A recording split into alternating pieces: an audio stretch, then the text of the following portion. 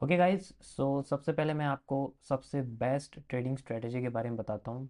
मेरे हिसाब से ये सबसे ज़्यादा मार्केट में आती है और एक्यूरेसी भी बहुत अच्छी होती है। बाकी देखो, ऑब्जर्वेशन के ऊपर बात है।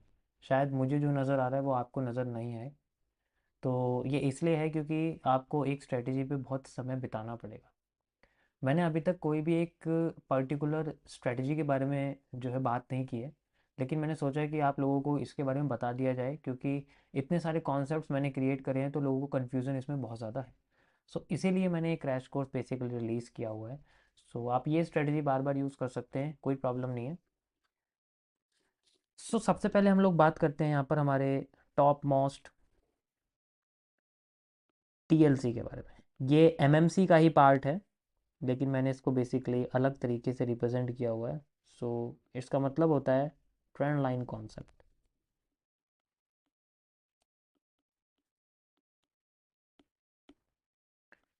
ट्रेंड लाइन कॉन्सेप्ट मतलब इसमें हम लोग तीन चीज़ों का यूज़ करते हैं। देखो, ट्रेडिंग जितनी ज़्यादा सिंपल होती है उतना ज़्यादा एक्यूरेट होती है। तो ये मैं सारे कॉन्सेप्ट्स आपको बेसिकली ट्रेडिंग से रिलेटेड ही बताऊंगा। These are all trading concepts, जिसे मैं फेयर बोलता हूँ। फेयर मतलब जो बहुत सिंपल होती है, इसीलिए मैंने इस पूरे एरिया को फेयर ट्रेडिंग कॉन्सेप्ट यानी कि एफटीसी के अंदर डाला हुआ है। ट्रेंड लाइन कॉन्सेप्ट के अंदर कई सारे पॉइंट्स आते हैं। जैसे पहले तो आपको समझना पड़ेगा कि ये ट्रेंड लाइन क्या है। जो बिगिनर हैं वो भी आप समझ सकते हो, क्योंकि ये बिगिनर के लिए सबसे इम्पोर्टेंट है, और जो पहले से भी कर रहे हैं उनकी क्लैरिटी भी इसके अंदर आ सकती है। ट्रेंड लाइन बेसिकली तब होती है जब मार्केट एक स्ट्रेट एरिया में अपने आप को मूव करती है, लाइक दिस। तो हम लोग क्या करते हैं, हम लोग ट्रेंड लाइन को कनेक्ट करते हैं इन पॉइंट्स के साथ। ये जो आपको पॉइंट्स यहाँ नज़र आ रहे हैं,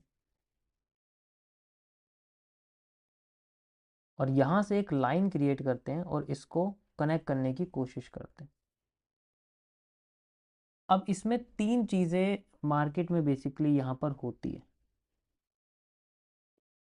इसी तरीके से आपका डाउन साइड का एरिया होता है। जैसे अगर मार्केट डाउन आ रही है लाइक दिस, इस तरीके से देखो, ये जो स्ट्रक्चर है ये बदल सकता है। अगर आपको इन स्ट्रक्चर्स के बारे में पढ़ना है तो आपको एमएमसी सीखनी पड़ेगी, जिसमें सीसीपीज यानी कि कॉम्प्लेक्स चार्ट पैटर्न के बारे में मैंने बताया। लेकिन अभी मैं सिंपल आपको बस ऐसी चीज़ों के बारे में बता रहा हूँ जहाँ पर आपको सेम पॉइंट पे मार्केट बार बार टैप करती है। उसमें जो चार्ट पैटर्न है वो कैसा भी बन जाए, उससे कोई मतलब नहीं है। So we have to just use the, अगर मार्केट नीचे जा रही है तो हम लोग क्या करेंगे, ऊपर के पॉइंट्स को हम लोग कनेक्ट करते हैं। पहले कनेक्टिविटी आपको सीखनी पड़ेगी, किन चीज़ों को किन से कनेक्ट किया जाता है, लाइक दिस।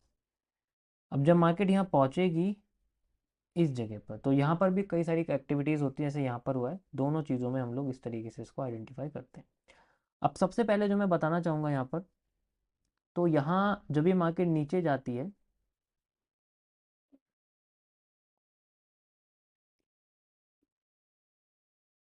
तो इस पोर्शन को हम लोग ब्रेकआउट कहते हैं। मतलब आप इसे ब्रेकडाउन भी कह सकते हो, लेकिन मैं दोनों तरीके के ब्रेकआउट ब्रेकडाउन को कोई डिफरेंस नहीं समझता। कोई भी स्ट्रक्चर टूटता है तो हम लोग ब्रेकआउट या ब्रेकडाउन कह सकते हैं, बट मैं ब्रेकआउट वर्ड का यूज़ करूँगा। यहाँ पर अगर मार्केट यहाँ से नीचे जाती है जस्ट लाइक दिस, तो हमें क्या करना होता है। सबसे पहली कंडीशन में, अगर मार्केट बहुत ही ज़्यादा फास्ट मूव करती है, मतलब यहाँ से अगर ट्रेंड लाइन पर अगर आप ध्यान से देखोगे, मैंने क्या बनाया हुआ है, यहाँ पर अगर कोई भी एक रेड कैंडल बनती है, छोटी सी कैंडल है और वो ब्रेक कर रही है, उसके बाद मार्केट एकदम नीचे गिर जाती है, ऐसे केस में मार्केट में हमें डायरेक्ट ब्रेकआउट देखने को मिलता है। मतलब आपको अगर यहाँ पर ज़्यादा लंबी कैंडल ना दिखे, छोटी कैंडल दिखे, ज़्यादा लंबी नहीं होनी चाहिए, छोटी छोटी होके फिर एकदम बड़ी, छोटी छोटी होकर फिर एकदम बड़ी, जैसे यहाँ पर छोटी छोटी होकर फिर एकदम बड़ी। ये एकदम बड़ी आपके पिछले पॉइंट को तोड़े, पिछले ट्रेंड लाइन के पॉइंट को अगर तोड़ती है तो ये बड़ी होती है। ऐसे केस में हम इस कैंडल को आईएफसी बोलते हैं। इतना आपको जानने की कोई ज़रूरत नहीं है। सो इसमें हम लोग बेसिकली ये जो ब्रेकआउट आपका हुआ है इसमें हम लोग डायरेक्ट एंट्रीज लेते हैं। यहां पर हम डायरेक्ट एंट्री का इस्तेमाल करते हैं।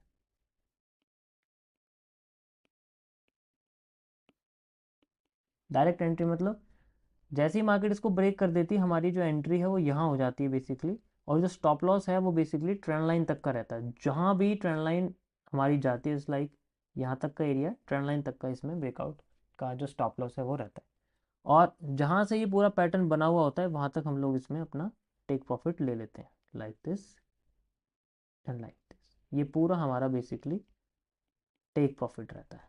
दिस इज द टीपी, यहाँ तक लगता है। इसका 50% भी ले सकते हो आप, ये 50% जोन है, ये 100% जोन है, ठीक है। जहाँ पर आप पार्शियल चाहते हो पार्शियल क्लोज भी कर सकते हैं, अगर हम 50% चाहते हो तो हम 50% भी क्लोज कर सकते हैं। वो डिपेंड करता है, पर्सन टू पर्सन पे बेसिकली डिपेंड करता है। नेक्स्ट हमारे सामने चीज़ें आती हैं इसकी, अगर मान लीजिए यहाँ से फिर से ब्रेकआउट करती है, सो इस केस में मार्केट बुलिश होती है। तो यहाँ पर अगर मान लीजिए छोटी छोटी कैंडल बनती हैं इस तरीके से, एंड देन फिर एकदम से मार्केट एकदम ब्रेक करके जाती है, और अगर वो ब्रेक करके जाए और वो अपने किसी भी एरिया को तोड़ दे, मान लीजिए एरिया को तोड़ देती है और यहाँ कैंडल की बॉडी इससे भी ऊपर हो जाती है, कभी कभी ये ब्रेक कर देगी लेकिन ऊपर जाएगी नहीं, वो थोड़ी सी कैंडल बना के फिर ऊपर जाती है, लेकिन बात वही रहेगी। इस केस में भी हम लोग क्या करते हैं, यहाँ पर हमारी एंट्री रहती है डायरेक्ट एंट्री, एंड जो भी ट्रेंड लाइन हमारी बनी हुई है बेसिकली यहाँ से यहाँ तक जो भी ट्रेंड लाइन हमारी बनी हुई होती है, हम लोग अपना जो स्टॉप लॉस है वो यहाँ तक लगा देते हैं। This is the stop loss, like this, and उससे आगे हमारा पूरा का पूरा टेक प्रॉफिट रहता है।